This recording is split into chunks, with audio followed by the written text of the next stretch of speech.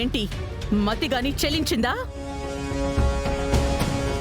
Inspector గారు, పిచ్చోణ్ణి పట్టుకుంటే పిచ్చ ఆసుపత్రికి తీసుకెళ్ళాలి గాని ఇలా నట్టింట్లోకి తీసుకురావడం ఏంటి? మేడం, ఈయన చెప్పిందంతా కరెక్టే. ఈ ఇల్లుని వీరు స్వాధీనం చేసుకోవడానికి వచ్చారు. ఏం మాట్లాడుతున్నారు మీరు? అంటే మేమీ సింహాచలానికి డబ్బు బాకీ ఉన్నావా? ఇల్లు తనఖా పెట్టి ఇతని దగ్గర మేము అప్పు చేశామా? మతి లేకుండా ఇతనేదో చెప్తే దాన్ని మీరెలా నమ్మి ఇక్కడికొస్తారు? అమ్మో తల్లో, మతి లేకుండానో గతి లేకుండానో నేనేం లేనమ్మా. ప్రతిదీ రాతపూర్వకంగా ఉంది.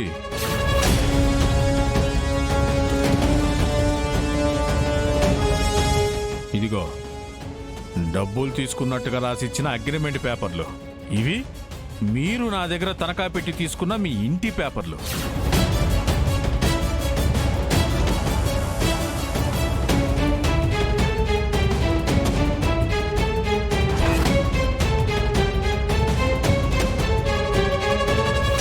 మా ఇంటి పేపర్లు మీ దగ్గర ఉండటం ఏంటి? ఎస్ఐ గారు, అవి నకిలీ పేపర్లు కావచ్చు. కాదు మేడం, ఇవన్నీ ఒరిజినల్సే.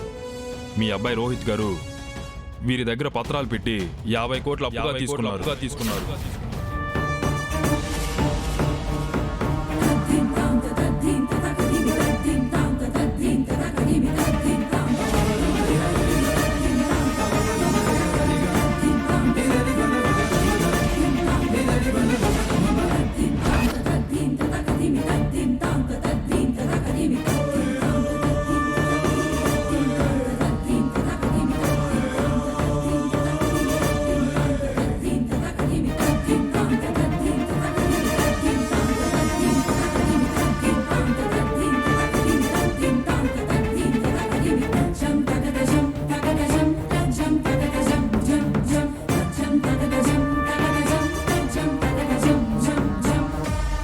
అన్నయ్య, ఏంటిది? నువ్వు ఇంటి పేపర్లు పెట్టి అప్పు చేసావా? అది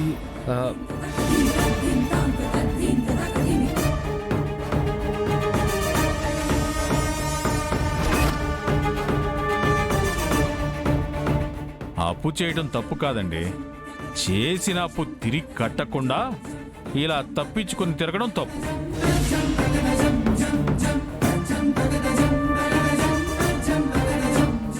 ఏదో వడ్డీ కాసిపడి అవసరంలో ఉన్నాడు కదా అని చెప్పి మీ అన్నకి టైంకి డబ్బునిచ్చాను. మరి నా అవసరానికి కూడా తిరిగి డబ్బు ఇచ్చేయాలి కదా.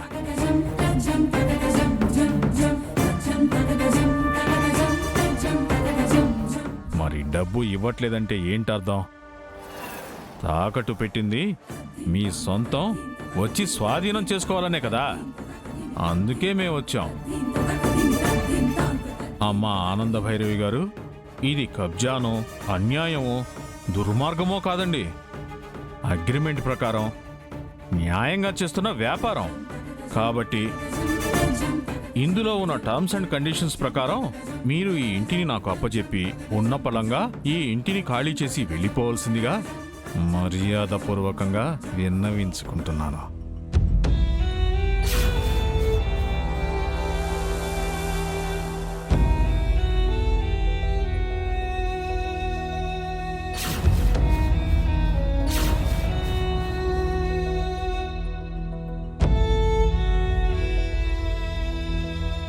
ఆనంద, ఏంటి ఆనంద ఇది?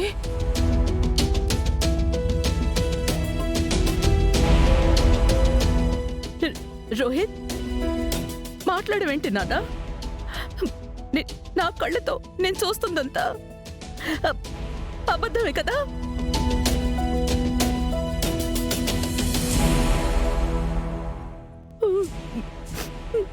ఈ ఆనంద నిలయాన్ని విడిచిపెట్టి పోవడం అంటే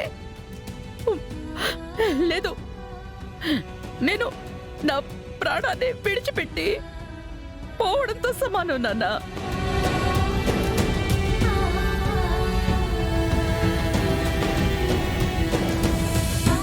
ఈ దేవాలయాన్ని విడిచి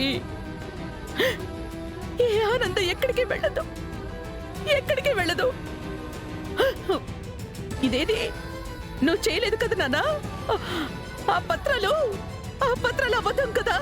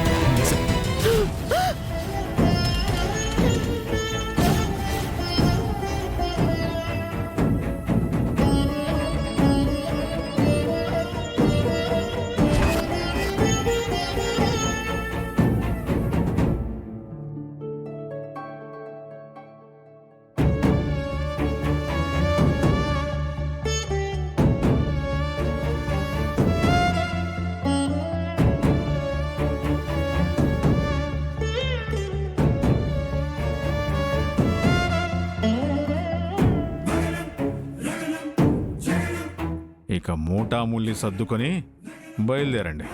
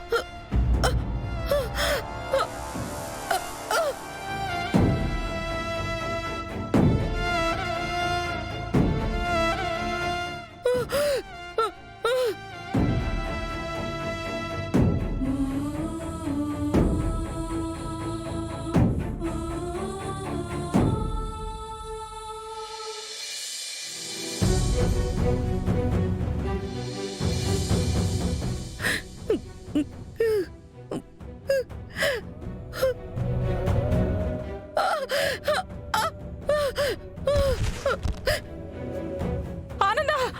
అమ్మా అత్తయ్య గారు, అత్తయ్య, అత్తయ్య గారు, ఆనంద! పిన్ని, అమ్మా ఆనంద అమ్మా అమ్మ ఆనంద అత్తయ్య గారు, ఏమైందమ్మా అత్తయ్య గారు తల్లి! అమ్మ ఆనంద అమ్మా లేమ్మా పిన్ని